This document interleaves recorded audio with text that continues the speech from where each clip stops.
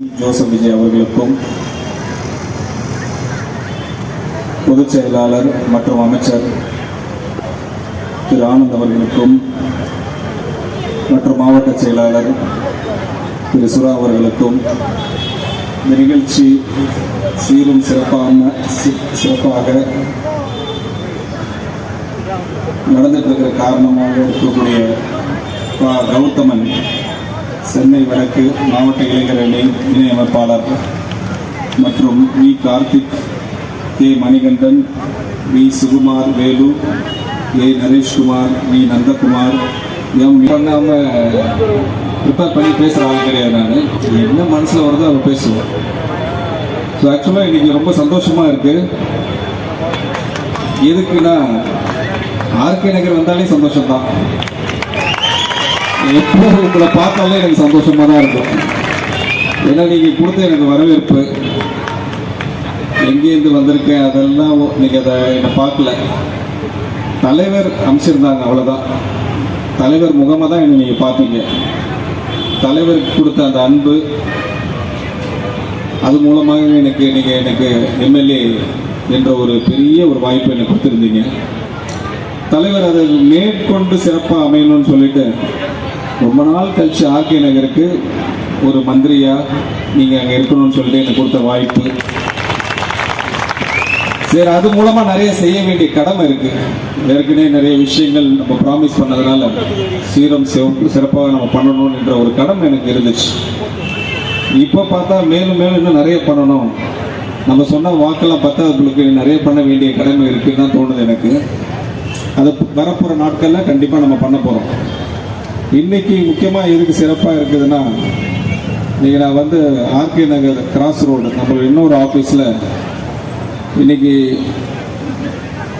சில ஒரு 3 விஷயங்கள் நம்ம இன்னைக்கு இனாகிரேட் பண்ணியிருக்கிறோம். முக்கியமாக skill development, NEET coaching centre. கிட்டத்தட்ட ஒரு 50லேருந்து 60 குழந்தைங்க. நான் ஏற்கனவே ஆர்கே நகர் என்னோட பிரச்சாரத்தில் சொல்லியிருந்தேன். வரப்போகிற நாட்களில் ஆர்கே நகர்லேருந்து நீட் மூலமாக ஒரு டாக்டர், ஒரு தாசில்தார், ஒரு ஐஏஎஸ், ஒரு ஐபிஎஸ் எல்லாம் உருவாக்கக்கூடிய வாய்ப்பு நான் கண்டிப்பாக ஏற்படுத்தி கொடுப்பேன்னு சொல்லியிருந்தேன். அதை இன்றைக்கி தொடக்க விழா அங்கே பண்ணிட்டோம். கிட்டத்தட்ட ஒரு 100லேருந்து 120 பேர் என்ரோல் ஆகியிருக்காங்க. ஜெடக்ஸ் என்ற ஒரு அகாடமி சாந்தோமில் இருக்குது, யூபிஎஸ்சி ட்ரைனிங். அதுக்கு நம்ம டைப் பண்ணிட்டோம். ஸோ இது வந்து முதல் கட்டமாக இன்றைக்கி 150 பேர். வரப்போகிற நாட்களில் இன்னும் நிறைய பேர். இன்னும் சொல்ல போனோன்னா இந்த ஹாஸ்பிட்டல் ரிலேட்டடாக நிறைய விஷயங்கள் பண்ணணும்னு தோணுச்சு எனக்கு. நான் சின்ன ஸ்டாண்டில் விசிட் பண்ண பிறகு அதோட நிலைமை ரொம்ப மோசமாக இருக்குது. டயாலிசிஸ் சென்டர் ஓப்பன் பண்ணோம். டயாலிசிஸ் அது ஒரு 5, 6, 7 யூனிட் தான் நம்ம ஓப்பன் பண்ண வேண்டிய சூழ்நிலை அன்றைக்கி இருந்துச்சு. நான் அதுக்கப்புறம் நான் இங்கே டாக்டர் கார்த்திக் ஒருத்தர் இருக்கார், அவரை நான் இங்கே ஆர்கே நகருக்கோசரம் செலக்ட் பண்ணி நான் என்ன சொன்னேன், சார் வரப்போகிற நாட்களில் நம்மளுக்குன்னு ஒரு ஹாஸ்பிட்டல் இருக்குது, பூந்தமல்லியில் இருக்குது. அங்கே எல்லாருக்குமே இலவசமாக நம்ம பண்ணி ஆகணும். அதுக்கு நீங்கள் முன்னெடுத்து பண்ணணும்னு சொல்லிட்டு ஸ்டார்ட் பண்ணிட்டோம். இன்றைக்கி கேட்ராக்ட் ஆப்ரேஷன்லாம் அங்கே தான் நடந்துகிட்ருக்கு. நிறைய பேர் பெனிஃபிட் ஆகிறாங்கன்னு சொல்கிறாங்க. இன்னும் மெட்டர்னிட்டி, இன்னும் ஆப்ரேஷன்ஸ் நிறைய பண்ணணும்னு சொல்லிட்டு பெரிய லிஸ்ட்டு கொடுத்துருக்காங்க. கண்டிப்பாக அடுத்த கட்டத்துக்கு அதை வந்து அந்த ஆப்ரேஷன்ஸு, அந்த மெடிக்கல் நீட்ஸ் கண்டிப்பாக நம்ம ஃபுல்ஃபில் பண்ணுவோம் வரப்போகிற நாட்களில். ஆல்ரெடி எஜுகேஷனுக்கு முன்னெடுப்பு எடுத்தாச்சு. ஒரு 200 பேர் இப்போ நமக்கு பெனிஃபிட் ஆகிருக்கிறாங்க. ஸ்கூல் ஃபீஸாக இருக்கட்டும், இன்ஜினியரிங் காலேஜாக இருக்கட்டும், ஆர்ட்ஸாக இருக்கட்டும். இது மாதிரி ஒவ்வொரு கட்டத்துலேயும் நம்ம இந்த ஆர்கே நகர் படிப்பில் மட்டும் இல்லாமல், ஒரு ஐஏஎஸ் ஐபிஎஸ் மட்டும் இல்லாமல் நிறைய விஷயங்கள் இங்கே பண்ண வேண்டியது இருக்குது. ஏன்னா Zone 4 மீட்டிங்கில் நான் பேசியிருந்தேன், அதிகாரிகளுக்குள்ள டிஸ்கஸ் பண்ணேன். நிறைய பிரச்சனைகள் இருக்குது. பட்டா பிரச்சனை இருக்குது, பட்டா நம்ம வாங்கி கொடுக்கணும். இன்னும் எலக்ட்ரிசிட்டி பிரச்சனைகள் அங்கங்கே இருக்குது, லா அண்ட் ஆர்டர் பிரச்சனைகள் இருக்குது. இது ஒவ்வொரு கட்டத்துலேயும் வரப்போகிற நாட்களில் நீங்களே அதை சேஞ்சஸ் பார்ப்பீங்க. ஏன்னா தலைவர் எப்போதும் நான் டெய்லி சந்திக்கிற ஆள், கோட்டையில் டெய்லி மீட் பண்ணுற ஆள். நான் நிதி அமைச்சர் சொன்னாங்க, ஆனால் இங்கே வந்து பார்த்தா நிறைய நிதி இருக்குது. வேலுட்ட தான் இருக்குது உங்களுக்கு, இல்லை கௌதம்கிட்ட தான் இருக்குது உங்களுக்கு. ஏன்னா வெள்ளை அறிக்கை நம்ம அனௌன்ஸ் பண்ணதுலேருந்து திமுக வந்து ரொம்ப வருத்தத்தில் இருக்கிறாங்க. என்னடா அது வெள்ளை அறிக்கை, வெற்றி அறிக்கைன்னு சொன்னாங்க. நான் உங்களுக்கு சொன்னேன் இது வெற்றி அறிக்கைன்னு சொன்னேன். அவங்க ஃபார்மர் ஃபினான்ஸ் மினிஸ்டர் சொன்னார் வெற்றி அறிக்கையை விட்டுட்டாரு, ஒன்றும் இல்லை இதில் அப்படின்னாரு. கடன் வச்சுட்டு இருக்கீங்க, அதை ஒத்துக்க மாட்டேங்கிறீங்க. 13 லட்சம் ரூபா கடன், 13 லட்சம் கோடி கடன், எல்லாத்துலேயும் நஷ்டம், ஊழல், அது ஒத்துக்க மாட்டீங்க. ஒரு தனிநபர் மேலே 1,28,000 ரூபா கடன் வச்சிருக்கீங்க, நிதி பற்றாக்குறை இருக்கு, அதையும் ஒத்துக்க மாட்டேங்கிறீங்க.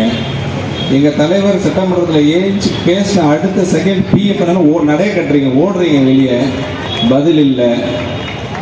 அடுத்த சட்டமன்றம் வருது, இருங்க, இந்த வருது பட்ஜெட் செஷன் வந்துக்கிட்டு இருக்கு. ஒரு பிஎஃப் தானே சொன்னார் பார்ட்டி ஃபண்டுன்னு. இந்த அடுத்த மதுரை ஊழல் ஒன்று இருக்கு, அது ஆடிட்டிங் போட்டாச்சு, நடந்துட்டு இருக்கு. கார்பரேஷன் ஒன்று ஆரம்பிச்சிருக்கேன் ஆடிட்டிங், அந்த ஆடிட்டிங் இப்போ வரப்போகுது. அடுத்தது இந்து அறநிலையத்துறை, அதில் ஒரு ஆடிட்டிங் போட்டிருக்கேன், அதுவும் வரப்போகுது. பக்கத்தில் தான் இருக்கிற ஆர்பரில் வரும், ஒன்று ஒன்றா வரும். மக்கள் தெரிஞ்சுக்கணும் இல்லையா என்ன பண்ணி வச்சிருக்கிறாங்க அந்த 5 வருஷத்தில். இன்னைக்கு எவ்வளோ பேர் எஜுகேஷன் இன்ஸ்டியூஷன் நம்ம வச்சுருக்கிறோம், கல்வி நிறுவனங்கள் வச்சுருக்கிறோம், உங்களுக்கே தெரியும். ஒரு பச்சை பொய்ன்னு சொல்லுவாங்கல்ல, அதை சட்டமன்றத்தில் பார்த்தேன் நான். தலைவர் சொல்கிறார் பார்ட்டி ஃபண்டு எடுத்தீங்களா இல்லையான்னு கேட்குறாரு.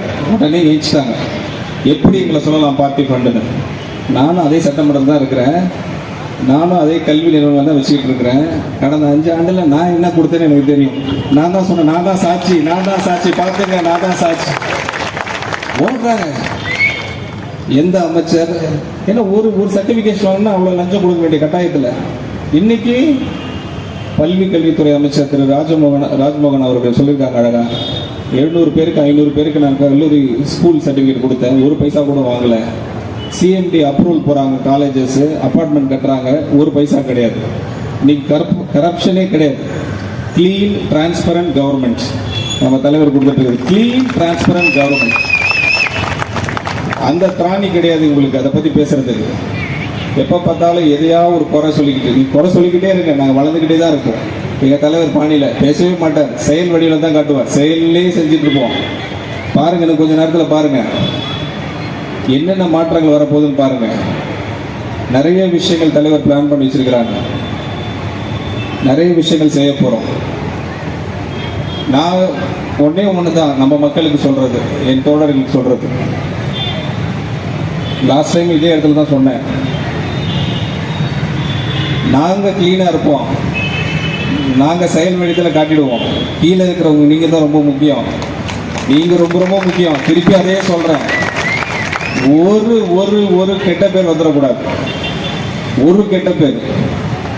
நல்லா எடுத்துங்க, இங்கே இருக்கிற லா அண்ட் ஆர்டர் டிபார்ட்மெண்ட்டையும் நான் மீட்டிங் டெப்டி கமிஷனர்கிட்ட பேச பார்த்து சொன்னேன், ஜோனல் ஆஃபீஸர் அதிகாரிகிட்டையும் சொன்னேன், சார் எங்கள் நிர்வாகிகளால் எந்த பிரச்சனையும் வந்துடவே வந்துடாது, நான் கேரண்டி கொடுக்குறேன்னு சொல்லிட்டு வந்திருக்கிறேன். அதை நீங்கள் உத்தரவாதம் கொடுப்பீங்க நம்புகிறேன். ரொம்ப முக்கியம், ஏன்னா அவரை டெய்லி நான் பார்க்குறேன். அவர் எப்போ பார்த்தாலும் தலைவர், ஆனரபிள் சீஃப் மினிஸ்டர், மக்களுக்கு நல்லது பண்ண தான் சொல்லிக்கிட்டே இருக்கார். அவரை மாதிரி ஒரு நல்ல மனிதனை பார்த்ததே கிடையாது. எவ்வளோ மேடைகள் வேணால் சொல்லிட்டு திருப்பி திருப்பி சொல்லிக்கிட்டே இருப்பேன். எப்படி ஒருத்தர் ஒரு மனிதர் எப்போ பார்த்தாலும் மக்கள் நல்லா இருக்கணும், மக்கள் நல்லா இருக்கணும், எப்படி சொல்ல முடியும்? சில பேர் இருந்தான், என் மக்கள் நல்லா இருக்கணும், என் மக்கள் நல்லா இருக்கணும்னு சொல்லிட்டு இருந்தவங்களாம் இருந்தாங்க. எப்போ பார்த்தாலும் அவங்க மக்கள் தான். ஆனால் இங்கே மக்களுக்கோசரம் ஒரு தலைவர், இன்னைக்கு கடவுள் அருளால் உங்கள் மூலமாக அது நிறைவேறியிருக்கு. அது நிலைக்கணும்னா நிறைய விஷயங்கள் நம்ம பண்ணணும். ஊழல் இல்லாத ஆட்சி கொடுக்கணும், ஊழல் இல்லாத நிர்வாகங்கள் நடத்தணும். அதுக்கு உங்களோட ஒத்துழைப்பு ரொம்ப முக்கியம். அதை நீங்கள் கொடுப்பீங்கன்னு நம்புகிறேன். வரப்போகிற நாட்களில் ஹஜ், உம்ரா, அந்த இடத்துக்கு ஒரு 25 பேருக்கு நம்ம பில்கிரிமேஜ் விசிட்டை ஆர்கனைஸ் பண்ணுறோம். ராமேஸ்வரத்துக்கு ஒரு 25 பேர், ஜெருசலத்துக்கு ஒரு 25 பேர். இதெல்லாம் வந்து நம்மளோட தேர்தல் அறிக்கை, நம்ம ஆர்கே நகர் தேர்தல் அறிக்கையில் இருக்குது, அதெல்லாம் நிறைவேற்ற போகிறோம். அது மட்டும் இல்லாமல் சொன்ன மாதிரி 25 பேருக்கு கல்யாணம் பண்ணி வைக்கணும். ஆடி முடிஞ்சோன்னே பண்ணிடலான்னு இருக்கேன். தலைவர்கிட்ட டேட்டு கேட்டுட்டேன், செப்டம்பர் மாதம் பண்ணிவிடுவோம். அதுக்கு விண்ணப்பம் வர ஆரம்பிச்சிச்சு. நீங்களும் ஏதோ விண்ணப்பங்கள் இருந்தால் கொடுங்க. 25 பேருக்கு சிறப்பாக, ரொம்ப சிறப்பாக, ரொம்ப அழகாக தலைவர் தலைமையில் பிரம்மாண்டமாக சூப்பராக வாழ்நாள் அது மாதிரி ஒரு கல்யாணம் யாரும் பண்ணிக்க கூடாது. அது மாதிரி சிறப்பாக பண்ணிடுவோம். என்ன சொல்றீங்க? பண்ணிடுவோமா? ஆல்ரெடி லேட் ஆயிடுச்சு, பாவம் லேடிஸ்லாம் வேற வெயிட் பண்றாங்க, பசியில் இருப்பீங்க, சாப்பாடு வேற ரெடி பண்ணிருக்கணும்னு நம்புறேன். சாப்பிடுங்க. இந்த நலத்திட்ட உதவிகள்ன்றது ஒரு நாளோட மட்டும் நின்றுடக்கூடாது, ரெகுலராக நம்ம பண்ணணும். அதுக்கு நான் முன்னெடுத்த கல்லூரி எஜுகேஷன் வந்து நிறைய விண்ணப்பம் வந்திருக்குது. 600-500 வந்துடுச்சு. இப்போ 200 பேருக்கு தான் கொடுத்துருக்கேன். நான் 100 பேர் சொல்லிட்டு 200 தாண்டிடுச்சு. இன்னும் நிறைய பேர் கேட்டுட்டு இருக்காங்க ஆர்கே நகரில், சார் இன்னும் எஜுகேஷன் ஸ்கூல் ஃபீஸ் வேணும், காலேஜ் வேணுன்றாங்க. கண்டிப்பாக வர செகண்ட் டேர்ம் ஃபீஸ் இருக்குது, அதுக்கு நான் எடுத்துக்கிறேன் அந்த அப்ளிகேஷன் எல்லாம். இந்த மேடை வாயிலாக நான் சொல்லியிருக்கேன். ஃபஸ்ட் டேர்ம் முடிச்சிட்டோம், செகண்ட் டேர்ம் நான் எடுத்துக்கிறேன். திருப்பி ஒரு 200 பேருக்கு நான் பண்ணுறேன் நான். சரிங்களா? அதனால் நீங்கள் எதுவும் கவலைப்பட வேண்டாம், சந்தோஷமாக இருங்க, கான்ஃபிடண்ட்டாக இருங்க. நாளை வரலாறு நம் பேரை சொல்லட்டும். இனி வரும் காலங்களில் தமிழக வெற்றி கழகமே வெல்லட்டும். நன்றி.